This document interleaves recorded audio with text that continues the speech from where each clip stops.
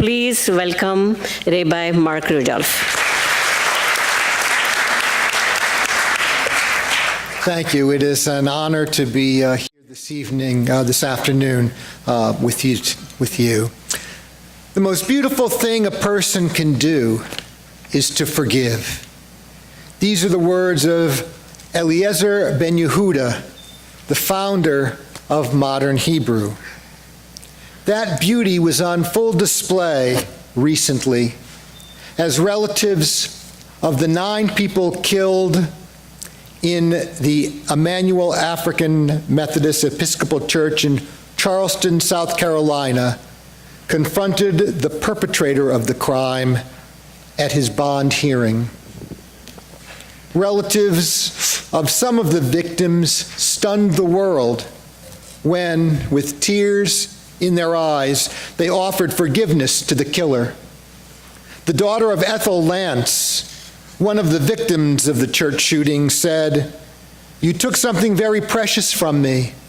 I will never talk to my mother ever again. I will never be able to hold her again. But I forgive you, and may God have mercy on your soul." Anthony Thompson, a relative of another victim, faced the perpetrator and urged him to repent of his actions. Then he added, "I forgive you, and my family forgives you." We all remember that. It just happened.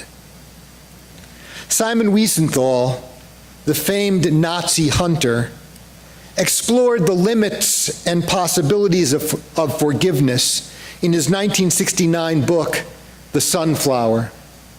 In it, he describes a time when he, as a prisoner in a Nazi work camp, was summoned to the bedside of a dying SS man. The SS man described his own participation in atrocities committed by the Nazis against Jews. He asked Wiesenthal to forgive him on behalf of his victims and on behalf of the Jewish people. After hearing this lengthy confession, Wiesenthal leaves the room without saying a word. He neither condemns the man nor forgives him. He feels he has no right to forgive this man for what he has done to others.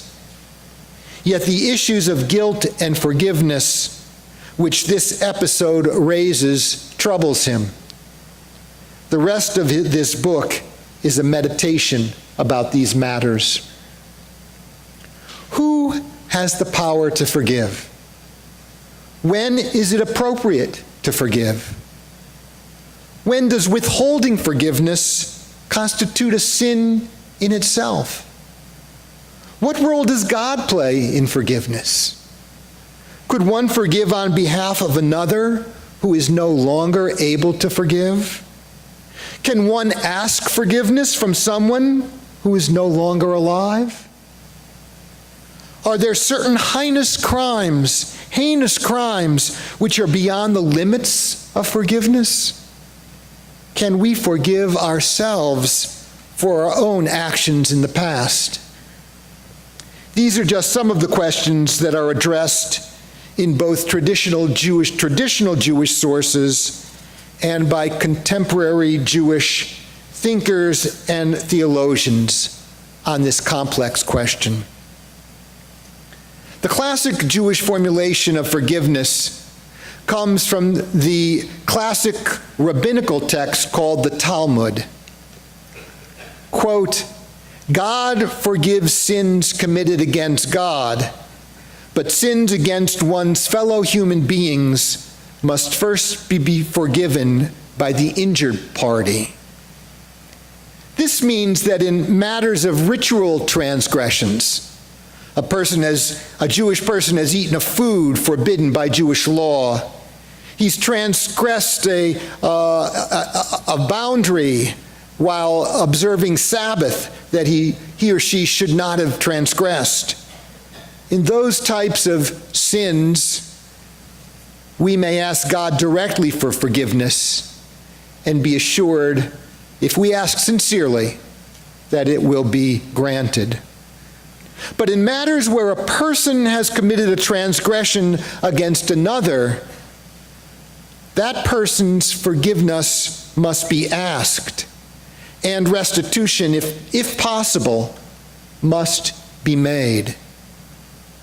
Or, as the 19th century American orator Robert Ingersoll, known as the great agnostic, once said, "If I owe Smith $10 and God forgives me, that doesn't pay Smith." It is difficult to ask for forgiveness. It requires that we take stock of ourselves and overcome the shame that often comes with the knowledge that we have wounded another person. We then need to have the courage to face that other person. In doing so, we risk anger or rebuke or rejection that might come when we ask that person to forgive us for hurting them. And as difficult as it is to ask for forgiveness, it is at least as difficult to grant forgiveness to someone who has wronged us. Yet some of the relatives of those murdered at the African Methodist Episcopal Church in South Carolina were able to do just that, to forgive. What do they know that can teach us about forgiveness? First of all, they know that forgiveness is not about forgetting. Deep hurts cannot be wiped out of one's awareness, erased from one's consciousness. They know that forgiveness is not about excusing, denying, or minimizing the hurt. They know that forgiveness does not mean reconciling with the offender. It's not about reunion with the offender. They know they are not giving up their right to be angry. Those who forgive retain their ability to be angry, but they use their anger differently, more wisely. Forgiving is important because we cannot allow the actions of others that others took in the past to have control of our lives and to affect our emotional and physical health in the present. We cannot afford to waste our energy being trapped in anger over what others did to us in days gone by. May we all find a burial place in our hearts where we can lay rest all of the wrongs that we have suffered.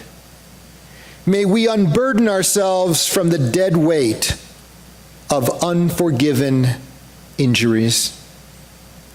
This is truly the path to freedom, peace, and wholeness that we seek in our lives.